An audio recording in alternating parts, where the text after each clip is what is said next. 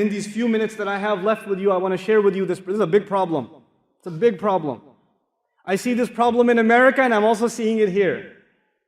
I was realistic before I came here. We're a global world now. The problem of Muslim youth in America are the same as the problems of Muslim youth in Qatar, or in Dubai, or in Saudi, or in Pakistan, or in Egypt. The youth have the same problems. You have the problem of some kids saying, some young people saying, and even older people saying, I know it's haram, but Allah is so merciful, man. He's like Ar-Rahman Ar-Rahim. I know it's haram, but come on, Allah is He's not gonna punish me for that. He's gonna take it easy on me.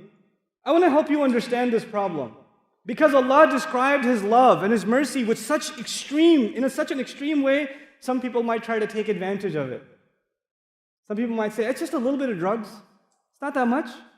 I just do it like twice a week. And I don't do it on Friday. And I stop all of Ramadan, I stop. I don't drink a single, bottle of liquor in Ramadan. But other than that, sometimes, it's okay. Ar-Rahman Ar-Rahim. I'll make Umrah this year, it'll be fine. They figure out they can just eat haram things, look at haram things, do haram things, and it's okay, Allah will take care of it. Allah will forgive. I want to give you an example to help you understand this. One of my earliest jobs was I used to teach at a school. Young kids, these are 7-year-old kids, 2nd, 3rd grade kids. And I thought that these kids are going to love me. I will tell them stories, I will make jokes with them, I will jump up on the desk and I will jump around and entertain them and I will scare them and all kinds of things. These kids used to love me. I used to go in there and tell jokes and tell stories and they used to be loud. The principal used to come in and say, what's going on here? And I used to say, sorry, we'll calm down. I did this for a whole week with these kids. I used to walk into class and the kids used to clap.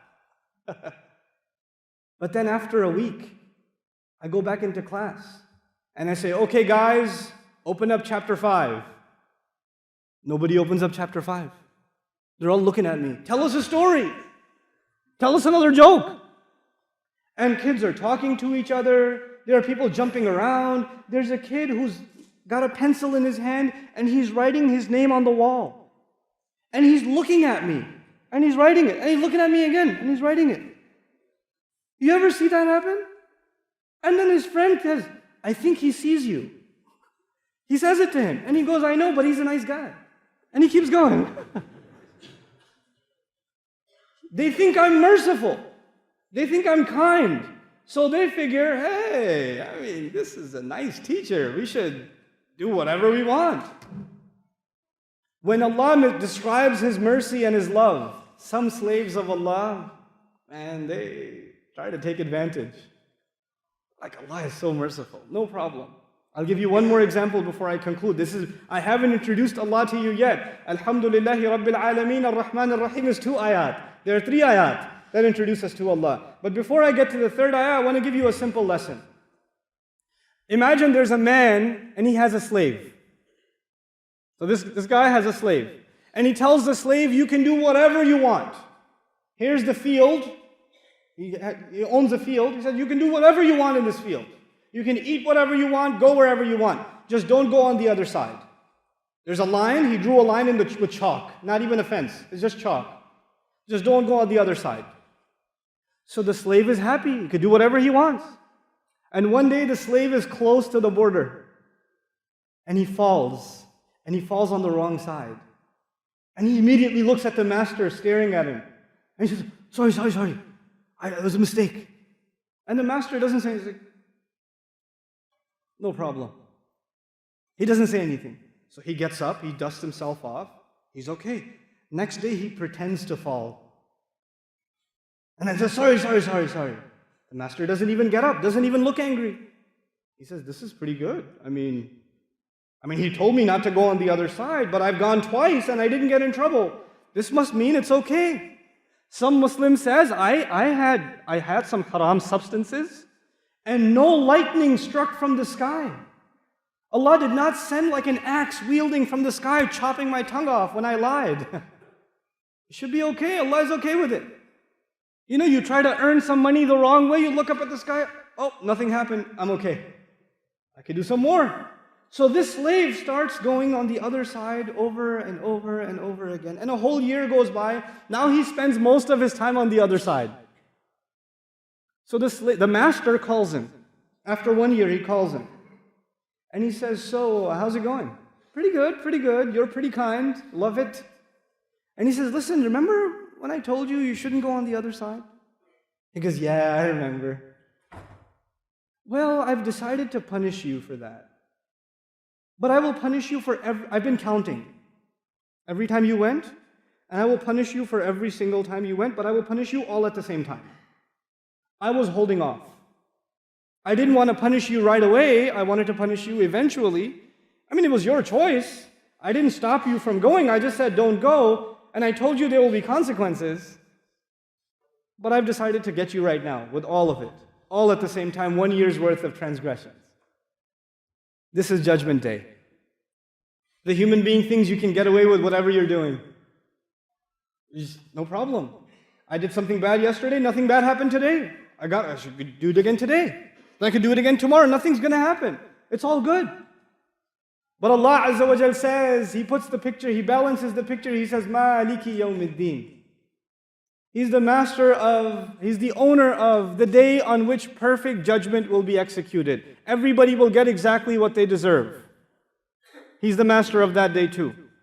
So as I leave you in this khutbah, I want to share with you that Allah balanced two things. On the one hand, He is extremely loving, extremely merciful. And on the other hand, if you take advantage of His love and His mercy, then He will judge you too. On Judgment Day, there are only two kinds of people. People who get judgment, who get accounted, who get audited, that their records are checked, and the people who Allah doesn't check their records, He just lets them go. I want another story before I let you go.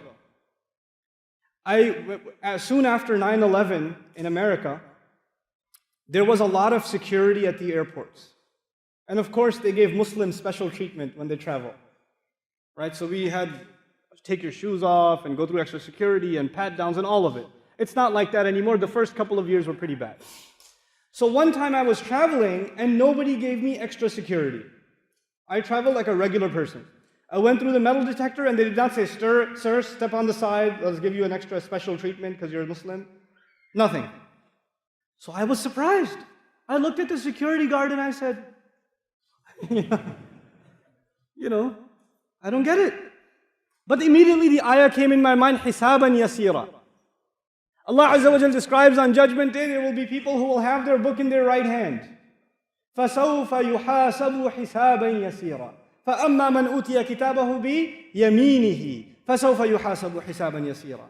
The guy who gets the book handed to him in his right hand, he will be given an easy audit. You don't have to open your book and show the angels. By the way, on page 35, I have a Hajj. Please make sure you check that one. I think I called Laylatul Qadr this Ramadan. If you make sure I get that. The angel says, Gali koi nahi. Jao. Just go. It's okay. No big deal. They're not checked. But if you get stopped by security on Judgment Day, and they say, let's see your book, and they open the page, and you even get asked one question, Judgment Day is bad for you. It's bad for you. إِنَّهُ مَنْ سُئِلَ يَوْمَ الْقِيَامَةِ فَقَدْ هَلَكَ. The one who gets asked even one question on Judgment Day is done, is destroyed. On Judgment Day, either we will be people under the shade of Ar-Rahman Ar-Rahim, or we will be people under the justice of Maliki Yawmiddin. We want Allah Azza wa Jal not to judge us. We want Him to show us His mercy, so we don't take advantage of it. We keep it balanced. This is the essence of who Allah Azza wa Jal is to us. Don't think that you're forgiven just because you do some good deeds.